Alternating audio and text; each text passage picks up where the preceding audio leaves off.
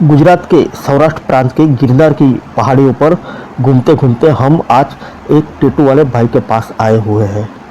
उनसे हमने टैटू के बारे में जानकारी और टैटू का इतिहास भी पूछा। उन्होंने हमें इसके बारे में विस्तृत में जानकारी दी, लेकिन गुजराती में दी। हम उसको हिंदी में ट्रांसलेट करके आपको बताने जा रहे हैं।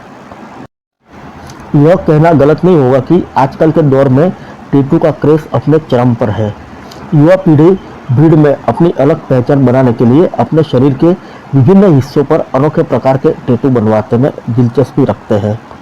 वैसे तो यह माना जाता है कि युवा खून बहुत जोशीला होता है, लेकिन ये युवा अपने टैटू के कोटेक्शन और डिज़ाइन के रूप में यह बात प्रमाणित भी कर देते हैं। हम टैटू को लेटेस्ट ट्रेंड के रूप में देखते हैं, लेकिन हम जो आपको आज बताने जा रहे हैं उससे जानने के बाद हर कोई व्यक्ति जिसने टैटू बनवाया है खुद को ओल्ड फैशन मानने लगेगा। प्राचीन चीन में टैटू असभ्य जनजातियों की निशानी माने जाते थे। चीन साहित्य में ऐतिहासिक नायकों और डाकुओं से भी टैटू का जोड़ा गया है। चीन में कैदियों के चेहरे पर निशान बनाया जाता है, जो उनके अपराधी होने का प्रमाण था। इसके अलावा दास प्रथा के दौरान दासों के मालिक भी अपने दासों पर एक विशिष्ट निशान गुंदवाते थे, जो उनकी पहचान बन जाते थे। प्राचीन मिस्र में टैटू का संबंध केवल महिलाओं से ही था, जो उनकी सामाजिक हैसियत और अवस्था को दर्शाता था। इसके अलावा टैटू महिला के धर्म और दी गई सजा से भी जुड़ा हुआ होता था। विभिन्न इतिहासकारों का मानना है कि टैटू का संबंध किसी विशेष रोग के इलाज से भी हुआ करता था। शोधकर्ताओं ने खुदाई के दौरान प्राप्त मम्मी के शरीर पर जब जांचा तो उस पर विभिन्न रंगों से बनाए गए टैटू दिखे। शोधकर्ताओं के अनुसार इस टैटू के रंग का संबंध रोग से इलाज से था। भारत में भी स्थायी टैटू, जिन्हें गोदना कहा जाता था, इसका इतिहास बहुत पुराना है। दक्षिण भारत में स्थायी टैटू को पचकुतरथू कहा जाता था। इस तरह के टैटू 1980 के दशक से ही तमिलनाडु में कॉमन थे। भारत में टैटू विभिन्न जनजातियों से संबंधित लोगों की निशानी हुआ करते थे। अलग अलग जनजातियाँ के लोग अपनी पहचान के लिए टैटू बनवाते थे। इसके अलावा शुरुआती दौर से ही भारत में मेहंदी की सहायता से अस्थायी टैटू बनवाए जाते थे, जो जाति वर्गों में बटे हिंदू समाज द्वारा उपयोग किए जाते थे। आज के दौर में भी मेहंदी का चलन जोरों पर है।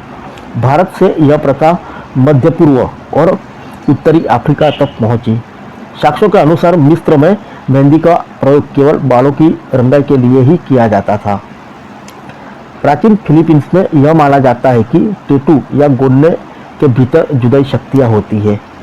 इसके अलावा फिलीपींस के लोग अपनी सामाजिक हैसियत और ओहदे को दर्शाने के लिए विभिन्न टैटू बनवाते थे।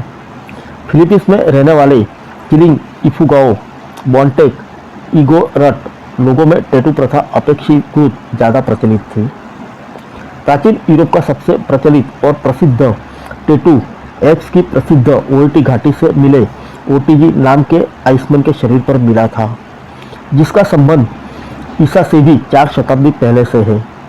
विभिन्न सर्वेक्षणों में यह प्रमाणित हुआ है कि ओटोजी के शरीर पर 61 टैटू है, जो कार्बन की सहायता से बनाए गए हैं, जिनमें से कुछ दाई और कुछ बाई कलाई पर है, कुछ कुलों और एड़ी पर, तो कुछ रीढ़ की हड्डी पर थे।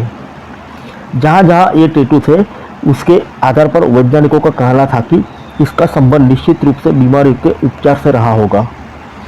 यूरोप में ईसाई का दौर शुरू हुआ तब टैटू बनवाना अवैध घोषित कर दिया गया था।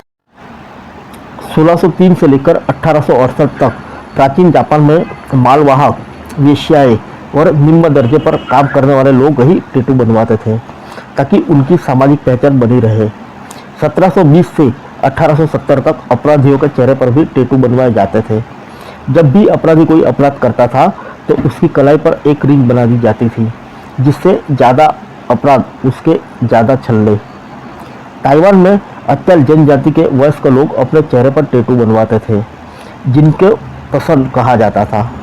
इस बात का प्रमाण है कि वयस्क व्यक्ति अपने घर और भूमि की रक्षा करने के लिए तैयार है और वयस्क महिला घर संभालने के लिए खुद को रेडी कर चुकी है।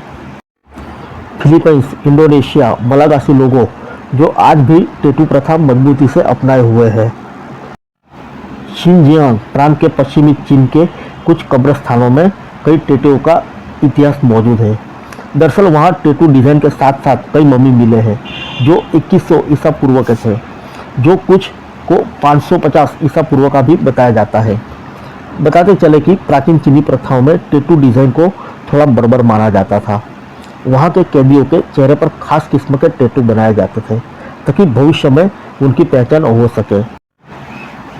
वहीं प्राचीन मिस्र में मिले टैटू वाले मम्मी बताते हैं कि वहाँ यह कला कम से कम 2000 ईसा पूर्व से चलन में है। मिस्र में टैटू डिजाइन का संबंध किसी विशेष रोग के इलाज से हुआ करता था।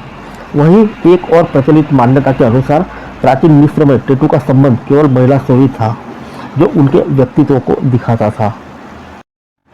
बता दें कि टैटू कला का सबसे पहला सबूत 5000 ईसा पूर्व से चला आ रहा है। समय और संस्कृतियों में टैटू के कई अलग अलग रूप आए और इसके अलग अलग अर्थ प्रचलित हुए, लेकिन जब इसके इतिहास की बात की जाती है तो इसका कोई सही प्रमाण नहीं मिलता। सही प्रमाण मिलना मुश्किल हो जाता है। फिर भी ऐसी मान्यता है कि टैटू डिजाइन वास्तव में एक प्राचीन कला है जो कि 3370 ईसा पूर्व से 2100 ईसा पूर्व के बीच विकसित हुई थी। सैकड़ों वर्षों से टैटू की परंपरा भारत के कृषि और वन क्षेत्रों में भी प्रतिष्ठित थी। प्रगोहातिक चट्टानों पर प्राचीन भूल भुलैया जैसी नक्काशी को आदिवासी समुदायों ने अपने शरीर पर कॉपी किया था। उन्होंने इस प्रक्रिया को गोन्ना, जिसे हिंदी में सुई को दफनाना कहा जाता है, उन चिन्हों को आभूषण के रूप में दिखाया।